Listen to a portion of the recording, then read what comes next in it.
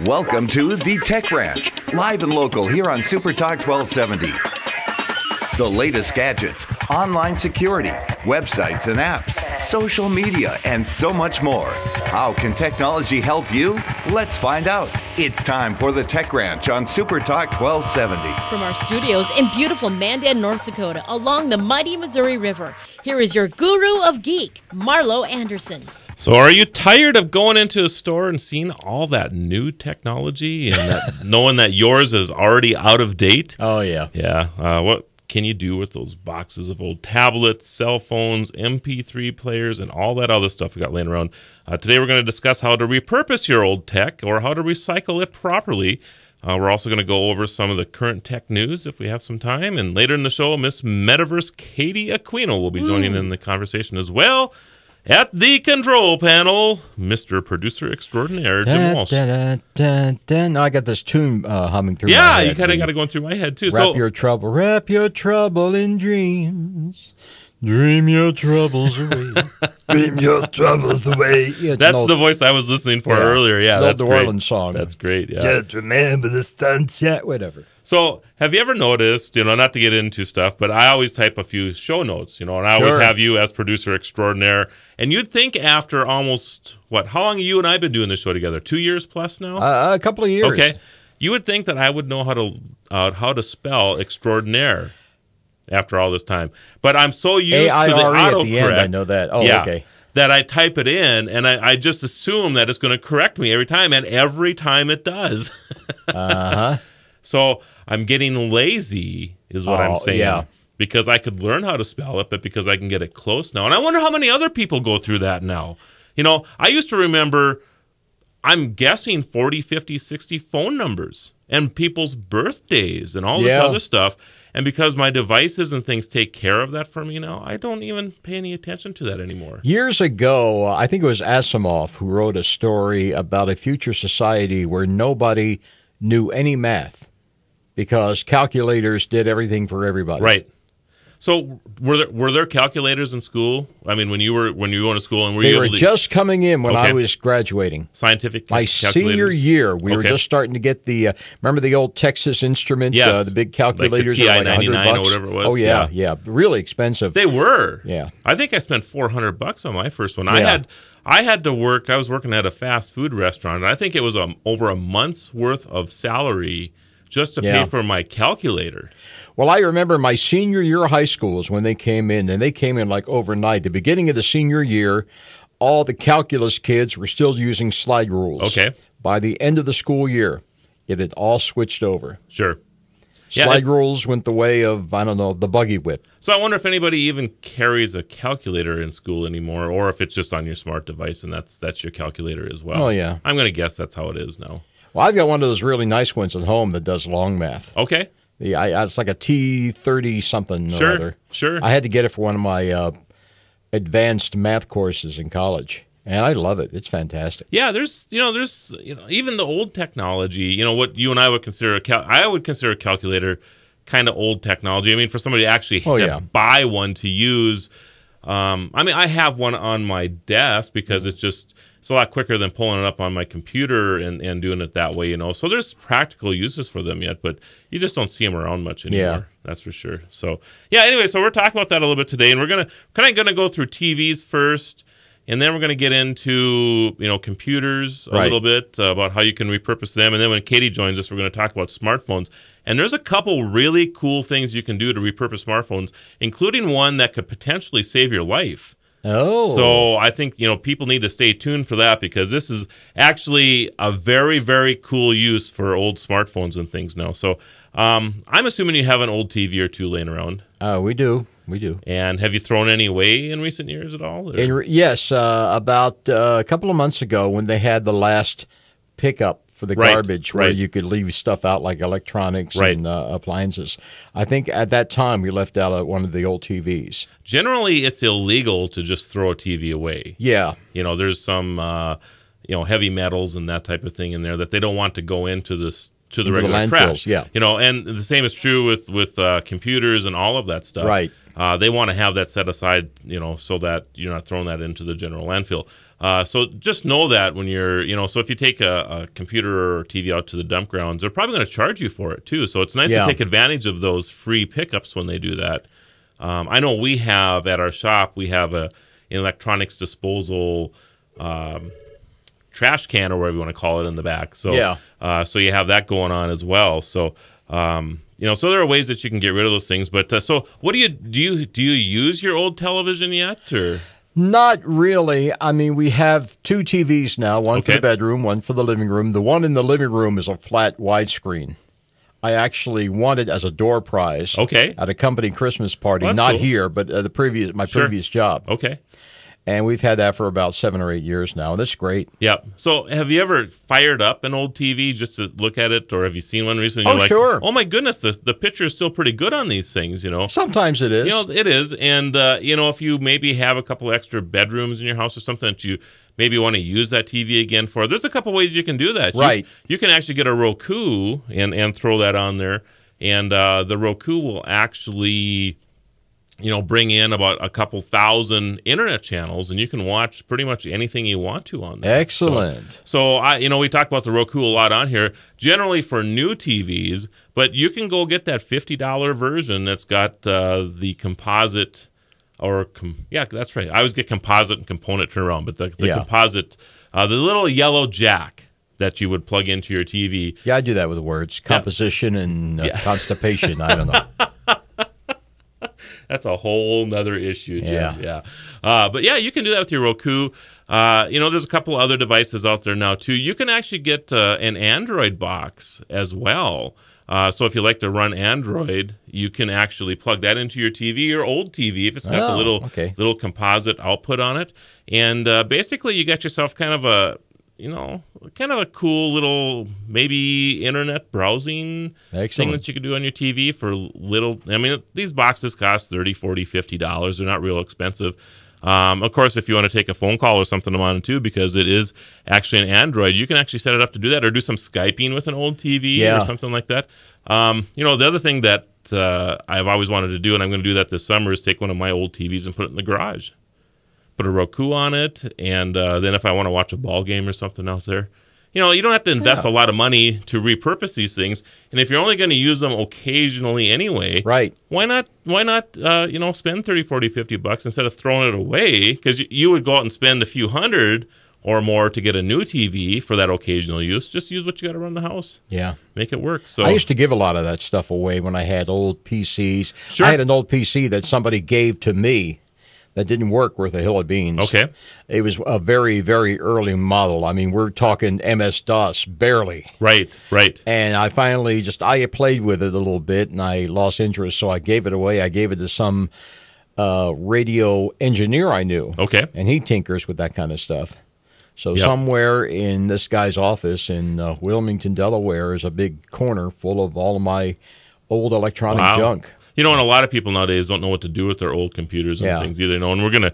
I know the TV thing is probably the least of everybody's concern with what to do with them, but you know, old computers, old tablets, whatever, are the big deal. And we're going to get into that after the break here. So we'll talk a little bit about what you can do with your old computer, maybe breathe some life back into it as well. So let's do that, Jim. Let's go to our break. Let us do that. There we go. Got to get the dancing tune going on there, you know. So after the break, everybody, we'll continue that conversation on repurposing your old electronics. And we're not talking about the toaster. So come on back. Right now, 73. Get the app called Radio Pup for your iPhone and take us everywhere you go.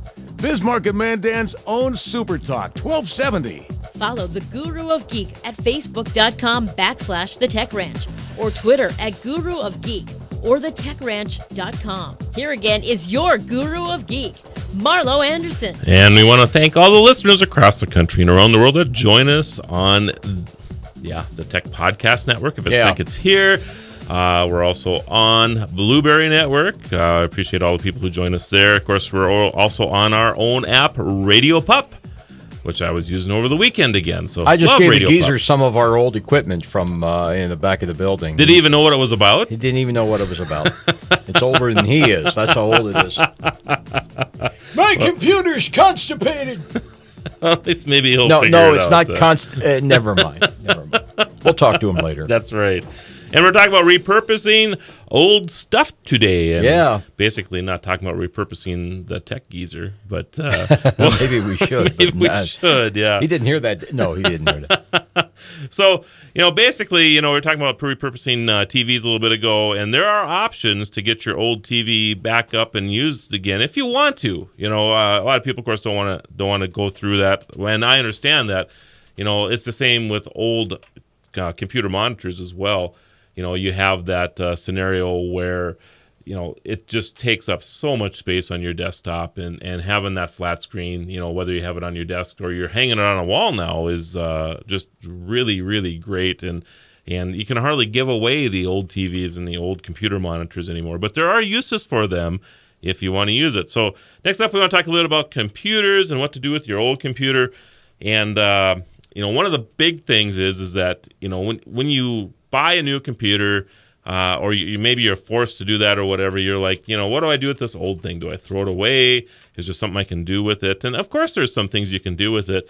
Most of you are probably using Windows-based machines a lot of times, and of course, some people have Mac-based. And you don't see a lot of people throwing away their Macs so much, but no. PCs, you do see a little less expensive to replace, that type of thing. So people go ahead and do that.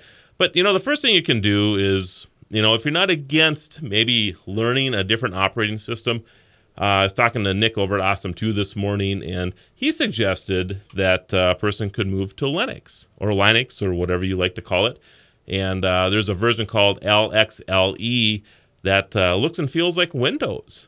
And this will breathe new life into that old computer. And I've done this many times myself where I'll put Linux on a machine. And it's amazing how fast that machine becomes again.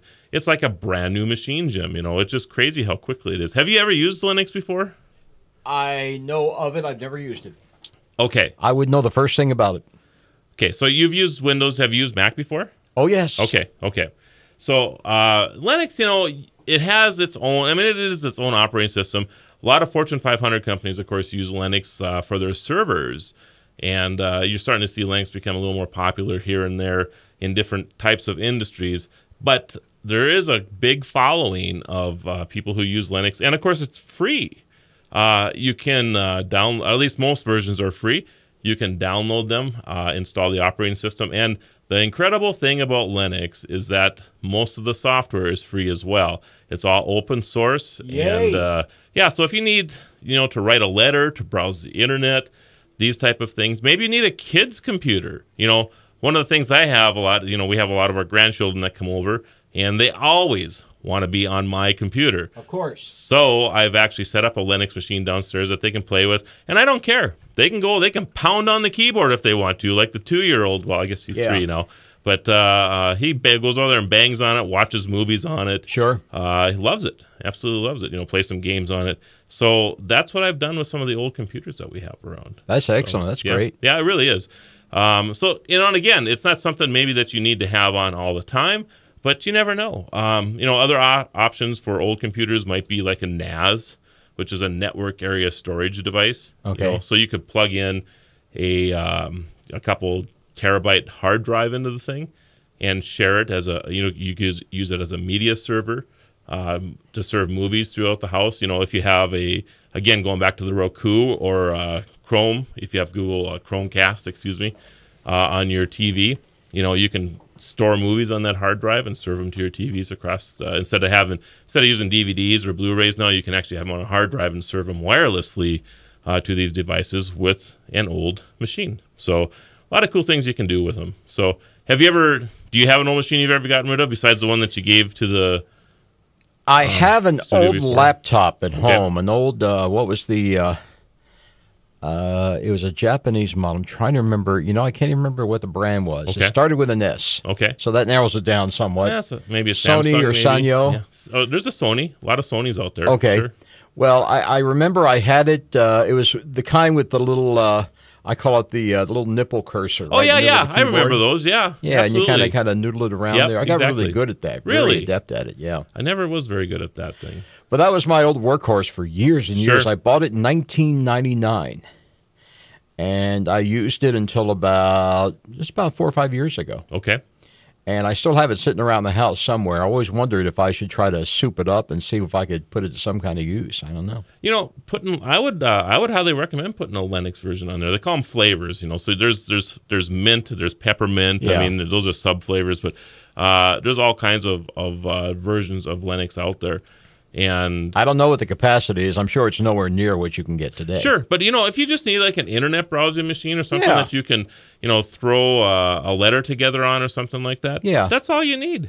Or maybe would I be able to use it for school stuff? Well, is most of your school stuff online? Most of it is. Then yeah, absolutely. Okay. Absolutely, you know, and that's the cool thing about today is that you know, a lot of this stuff is cloud-based now, so you really don't need to have maybe as much horsepower in your computer anymore to do stuff because you're doing it on somebody else's horsepower, basically. You know, yeah, you're doing it that's right. on the company's server on the other side. All your machine is doing is basically giving you the video and the audio to do the stuff that you need to do. Well, all my assignments and everything are saved and put in a database at the college. Exactly. So Exactly. I don't really need to save much of anything Right. on mine. So all you would have to do is just kind of, you know, update it a little bit, probably. Like I said, if you put Linux on it, Yeah. you would be able to actually take and really make an okay work machine out of it again. Especially and like me, you know, I get attached to my devices. I hate to say that. I have a hard time doing this stuff. This laptop that I have in front of me right now, I've had this probably for 4.5 or 5 years. Which is amazing because you know what kind of abuse I give this thing. It's all over the place with me all the time. And I'm pretty impressed that it's lasted this long. What's the average lifespan of a laptop, by the way? Oh, you're asking me a trivia question Yes, I am asking you a trivia question. here? Nowadays, I would guess 2 years. Unbelievable. That's correct. 2-year lifespan 2 years. on laptops. That's So- about as quickly as most of the people I know who have them. That's how fast they go through them. Well, you think about it. I mean, you know, they're portable, and that's probably the one reason. It's not They that do take a beating. I mean, if you're carrying it around everywhere, you're going to drop it. You're Yep. going to bump into things. Yep. It happens. You see a lot of, you know, in our shop, we see a lot of broken screens and that type of thing, you know. So you're right. They're portable, and that's the thing. And that's why desktops, you know, besides the fact that they're a little bigger so you can put more horsepower into them and utilize them, they stay in one place. Well, so they that's last one thing I dramatically kind of longer. liked about the old models is that they seemed like so many things in our country, it seemed like the older models were built to take a beating, more so than the newer ones. I agree with that. In fact, there was a series of printer, and I won't mention the brand name of it, but in that series, they had a bunch of sub-series. They all used the same cartridges, whatever. And the first one, when it came out, this printer, and this is recent history, so let's say 3 to 4 years ago. And the first model that came out, I bet that thing weighed 50 pounds. It was a desktop printer, right? Yeah. It was just like this workhorse. You pick it up, and you're like, did they put lead in the bottom of this thing, or what's going on, right? Next model, in the same series now, okay? It worked pretty good, but you could just tell it was like made a little bit cheaper. And they went through 7 model changes in that series. And that last one you could pick up with like 3 fingers. It was just so super light. And that model broke down all the time. And that old one of the first version of that series was like a workhorse. So, Yeah, my current printer is it's made of plastic. Okay. And you're always worried about accidentally kicking it and knocking something askew inside of it. Not so much with the older ones. Right. Yeah, they were the built. older one. Yeah, we got to get the geezer in here. That's he right. was talking about how much better things were when they were old. So what would you do with an old printer? Any ideas there? What would you do with an old printer? Hanged if I know. Well, you know, I always hear about the boat anchor one. Tie a rope around it, throw it over. Right. That's exactly go right. fishing here. Okay. You know, the planting flowers in it, I guess, is another one. And as crazy as this is, I've actually seen people do this. You know, they'll take the cover off and they'll put some potting soil in there and put some flowers in and put it outside. I mean, you know, that's interesting. But, you know, there's not a lot that I'm aware of that you can do with it. Okay, so I'm actually looking this up on Google right now. Repurposing old printers on Mashable. That's the word you'll use, repurposing. Yes. So on Mashables, let's see here. Coin tumbler from printer. Coin affidicios. And anyone else looking for a cheap way to clean coins? That's an interesting way to use an old printer. I'm not quite sure how that works, but there's some type of hack that you can use. You put the coin in there, it just kind of goes. I suppose maybe it does. Yeah, that's interesting. So anyway, I just thought I'd just throw that out there real quick because I know that we're running up on time here. So after the break, everybody, when we get to this, Katie will be joining us, and we're going to be talking about uses for old smartphones and tablets. And this is, we don't mean to be boring you in the first part of the show today, but the second part is going to get a little exciting because we have a great list of things that you can use for that old Droid, that old iPhone, that old tablet, including some things that could potentially save your life. We have some exciting things here, I think, so that'll be a lot of fun to go through. And in fact, I think we have so much that I'm actually going to get right into it before Katie even gets here. Some of the smaller stuff. So we got about a minute. Okay. So what can you think of with repurposing an old smartphone? Right off the top of your head. Well, there was that PSA for recycling old cell phones where I forget which hockey player it was who his kids were out in the pond and they lost their hockey puck. So he took the old shell from a phone, threw it out there. They were playing hockey. That's a great repurposing. Yeah, I love that. I love that. I forget who that was. It was not Gretzky. It was who was the other one? The French guy. I am not a hockey fan, so I do. I was many years ago, but as my brain cells have kind of faded away. Pretty terrible saying that from North Dakota, but I just I've never followed the sport. So I know, but anyway, no, that's great though. I really have no idea. Well, since an alarm clock, that's one thing. Yeah, you person could, instead of going out and buying an alarm clock, you could just use that smart device from that point forward. So another one on there is a backup phone for outdoor adventures. So don't get rid of the phone.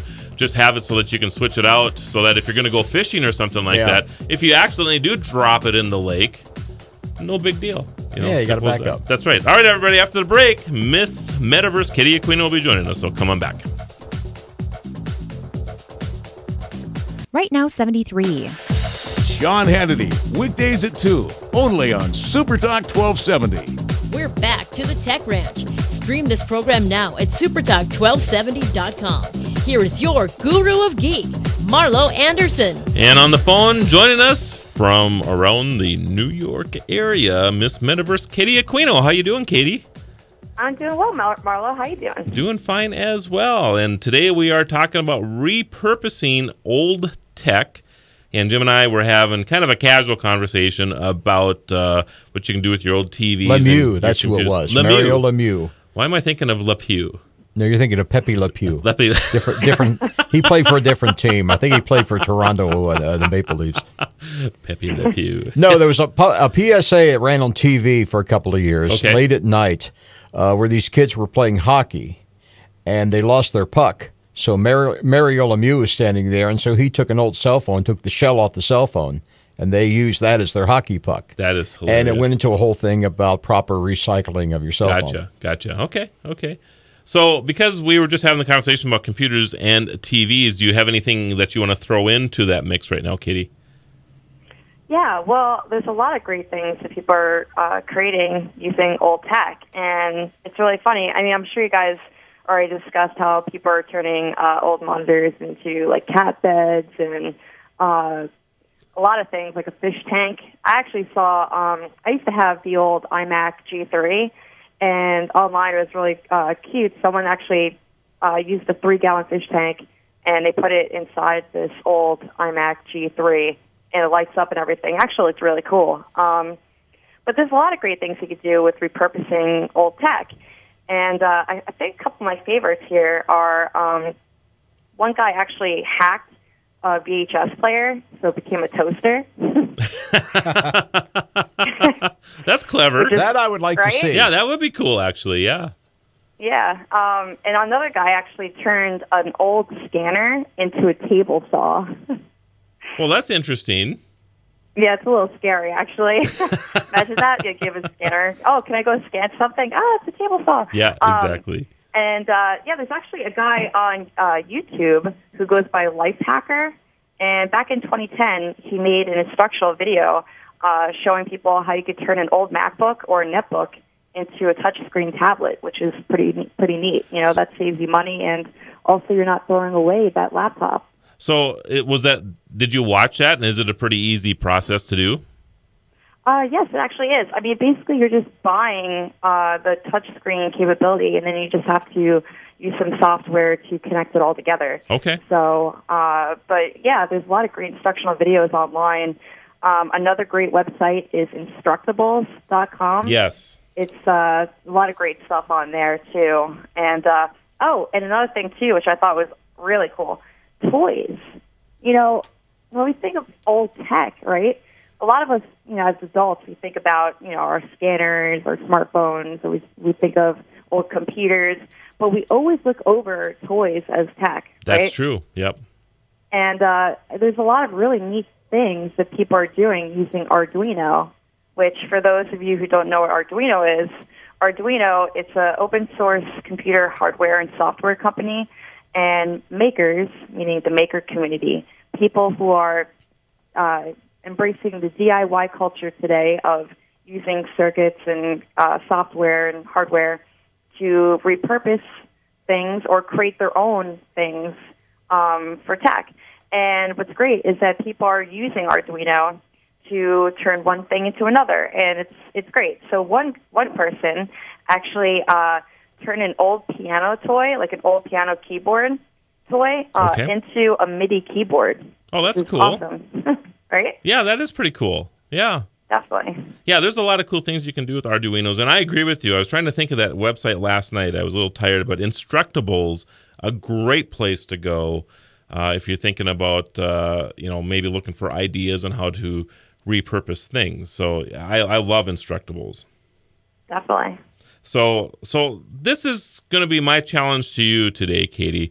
You and I are going to post a couple things this week on maybe unique ways to repurpose things, and so just follow us on our blogs, everybody, and we'll see what we can come up with. And maybe next week on the show, you and I will go over the unique things that we came up with, and we'll let Jim be the judge, and he can award us come up with the name for a prize there, Jim. We'll come up with something cool. Okay. And we'll have a little competition this week, so you can come up with a bucket of steam. I love that. Yeah. Just don't release it too soon, right? No. Yeah. The geezer and I will go in on it. We'll come up with something. Okay, cool. Wow. So let's move into a bowl of cereal. Well, let's move into smartphones, because I'm very excited about this. I have found some cool things, including maybe even some life-saving things. So. But I'm going to let you start. What is the first thing that you can think of to use an old smartphone for? Well, I think one of the big things that we could use, depending on how old of a smartphone we're talking about, but nowadays it's like there's always some new smartphone coming out constantly, and so many people will just, unfortunately, there's a lot of people out there who just continuously buy the newest and greatest things, and they just throw out their old smartphone. Right. So before you end up doing that, think about some of these ways that you can save some money and also repurpose that old smartphone. One of them being turning your old smartphone into a security camera, which is kind of a neat thing to think of. You could actually either use your old smartphone as a security camera itself, or you could also use your old smartphone as sort of a hub to connect all of your Internet of Things devices. So meaning that if you have a security system, your TVs, even if you have those Philips Hue lights in your house, right, which are smartphone-controlled lighting, you can control a lot of things using your old smartphone, and you can use that just separately, keep that at home, and then, of course, use your regular cell phone for everyday life. Yeah, and I agree with that. I think as we move forward today, our houses are becoming more and more integrated, and I go into like conference rooms, and I know you have too, Katie, where they pull the panel off the wall, and you walk around and you adjust the microphones and you adjust the projectors and all this other stuff. I see that happening in our homes, and there's no reason that we can't utilize an old smartphone for it. The security camera thing is fantastic. You can set that up. There's a couple apps, by the way, Salient Eye if you use Android, of course, for iPhone. AirBeam is a great option. And you can just set these up in a stationary place, and you can use your current smartphone then to monitor what's going on in your home or office with the camera that's on those devices. And they'll actually set up so that if they detect motion is when they come on, and then they'll take a photo or a video of it and send it to you. So cool stuff. Definitely. And when you think about it, too, I mean, a lot of those security systems out there today, like DropCam, I love DropCam. Don't get me wrong. I have it myself. But the thing is, it's very pricey. So if you could save a couple bucks and also use these other, ways of, repurposing your smartphones and saving some money and also having that great quality, it's definitely worth a shot. Why not, right? Absolutely. Now, the other thing, too, and we have a lot of things to get through here, at least on my list, but one thing that I love for repurposing is for younger children. I always have, when I have kids around me, they're always asking me for my cell phone now. They want to play with my phone. And I'm getting in the habit, actually, of carrying, if I'm going to be around kids, I carry an additional device with me so I can just hand it off. Yeah. And that way they can play with it, and I'll have some younger kids games on there and that type of thing, too. And if you run version 4.3 or higher, there's actually a restricted profile on them that you can set up so they can't get into things that they're not supposed to be getting into. Cool. Very cool. So I'm just throwing that out there.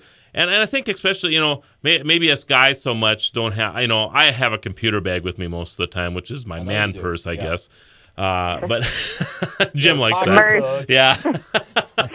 Gotta love the merge.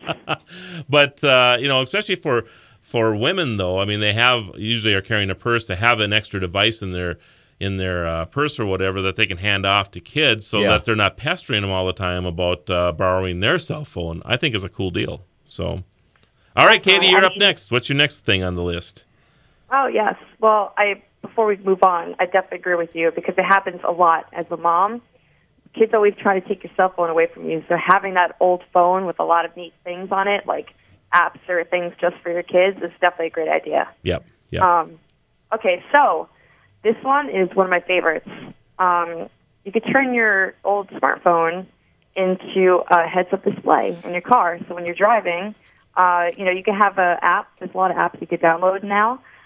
If you have an Android phone, you could download Navier. It's Navier, HUD on Google Play. And iOS users can try A Smart HUD Plus. It's another heads-up display navigation app. So there's a lot of neat things coming out. And who doesn't love a heads-up display in the car? And you stole my thunder, by the way, but I really want to discuss this a lot more. That's okay. That's okay. This is, in my opinion, a life-saving reason to utilize your old smartphone. And Jim, why don't we just go to break since we're right there anyway? And I really want to get into a discussion about using your devices as a heads-up display and how it can and maybe save a life in the future. So Come on back, everybody. Right now, 73. Get the traffic and weather information you need anytime on Super Talk 1270 and online at supertalk1270.com. Follow the Guru of Geek everywhere he goes. Post your comments or questions at thetechranch.com. Once again, your Guru of Geek, Marlo Anderson. And in studio, of course, we have producer extraordinaire Jim Walsh and on the phone, Miss Metaverse Katie Aquino. And we were just talking about repurposing old tech, and Katie just brought up using your old device or your old smart device as a heads-up display, or HUD for short. And I actually consider this a life-saving reason to use old tech. And, of course, you can use your new tech as well. But let's really get into this, Katie, and talk a little bit about what a heads-up display does, what its capabilities are, and that type of thing. So I'll let you take it away, and then I'll just chime in occasionally. Okay, so the heads-up displays are great because, think about it, the way that we use our navigations nowadays is dangerous. I mean, even with great apps like Waze, right? WAZE. Right. I love that app. It's great. But the problem with it is that you either, A, have to look down at your phone, or even if you have it on your dashboard, on a stand, you're still having to glance over. Right. Heads-up displays are great because you can keep your eyes on the road. Exactly. So basically, and Jim and I were just talking about this analogy before we went back on the air. You know, if anybody's ever had like a piece of paper or something on their dash, that reflection is going on in your windshield. In fact, it's such a problem for me sometimes. I actually have to pull stuff off of the dash so that I can see better while I'm driving, you know. And I'm Normally sure you think of it as a negative. That's exactly right. Yeah. So, but somebody picked up on that and said, hey, what happens if I put my smartphone in the dash? Well, I get that reflection in the window. And that's exactly what's going on. Instead of having a projector that's built into, a lot of the newer cars have heads-up displays. You know, if you're into the higher-end Mercedes and Teslas and that type of thing. But not all of us can afford or have those, yes. And maybe they don't even have the information that you want, you know. So with this, what you do is you put the smart device on your dash, and it reflects that little bit of information up into the window. So however fast you're going, your navigation that's going on, if you're coming up to a dangerous curve, all of that information is being reflected into your window, what the temperature is outside, you know, all this good stuff. So all right, Katie, I just wanted to set that up for you there. Yeah, definitely. Well, I mean, it's definitely happening. I mean, heads-up displays are the here and now, and of course, you know, right now they're mostly available, as you said, in more higher-priced luxury cars. But it will be more common, and we are going to be seeing more of it. Just remember, back in October, you and I were discussing the Scully AR1 motorcycle helmet, right? And back then, I think the campaign had just launched. Well, it's funny when we're talking about, you know, today's discussion, I went back online and I looked up whatever happened with that campaign. It turns out that the Scully AR1 motorcycle helmet raised over $2.5 million wow. in October, which is insane. Now, the Scully AR1 motorcycle helmet, for those of you who weren't listening to our discussion back in October, it's basically a motorcycle helmet that has a heads-up display built into it. So this allows the motorcycle riders to keep their eyes on the road, stay focused, and be more conscious and aware of what's going on around them, which is great. Yep. Well, and I think about, you know, I'm looking at, you know, in today's prep, I threw some pictures up here. So, Jim, you know, grab those photos that I showed you there. So we're talking a little bit about driving in low visibility conditions, and that's where I really having heads-up display is fantastic, but I can really see this when you're driving in a snow situation and you can barely see the road. Having the ability to know if the road's in front of you or not. Yeah, that's what this is. That's what we're talking about here. Is that ability to see that? And I don't know. Do you see anything else on there that I'm forgetting here, Jim? Okay, I think you're referring to this particular picture here, and maybe you want to describe this. What we're looking at in this picture, you see a reflection, obviously, from the cell phone. Right. It looks like the outline of a road. Yeah, it does. And it's kind of showing you where it is here. Yep. You know, it looks like they're going through kind of it's in a dark forest here. And it's showing you that the road curves up ahead a little bit. Yeah. I don't know what the numbers reflect underneath there. I can't see. Oh, I guess it's, I think it's actually measuring distance on there too. So, yeah, that's pretty cool. But they have that, of course, pictured next to a snow-covered, blustery day. And, of course, the next one to it is in fog. Yeah. I mean, these are all driving conditions that we see ourselves in often. And, you know, we slow down or whatever to compensate for it, and that's wonderful that we all do that. Yeah. But you still sometimes don't have enough visibility, and you feel very uncomfortable. Like, who are you going to hit? What are you going to hit in front of you? Because you can't see far enough to do anything. You're slowed down to a crawl as it is. You do. And this allows at least gives you the ability to say, hey, at least I'm on the road. Because that's the other thing that's happened to me. I've actually driven off the road once or twice in low visibility because the road curved in front of me. It does happen, sure. And you just drive right off of it, you know. So I was in West Virginia one time. This was about 20 years ago. I was driving through between jobs, I think, and the fog was so thick, and I'm down to a crawl, literally. And right behind me is a semi. Okay. He kind of pulls up behind me, and he's down to a crawl. Right. We're both just crawling along because we literally cannot see anything in front of us. He can see me in front of him, and that's about it. Yeah, it gets to be very, very dangerous out there. So I really love this heads-up display, and there are some great apps out there. Katie, go ahead and mention those apps again. The apps are, if you have an Android phone, you should try the Navier. It's NAVIER HUD, as for heads-up display, which is available on Google Play. And also, iOS users can try an app called A Smart HUD Plus. So it's ASMART HUD Plus. And I believe both of these apps are also voice activated. So while yes. Yeah, so while they're displaying something, if you need to have them display something else, you can just tell the app to display another set of information or whatever. So you're not having to mess around with your phone or whatever. So this to me is a great repurposing tool. Of course, you can use this with your regular phone as well.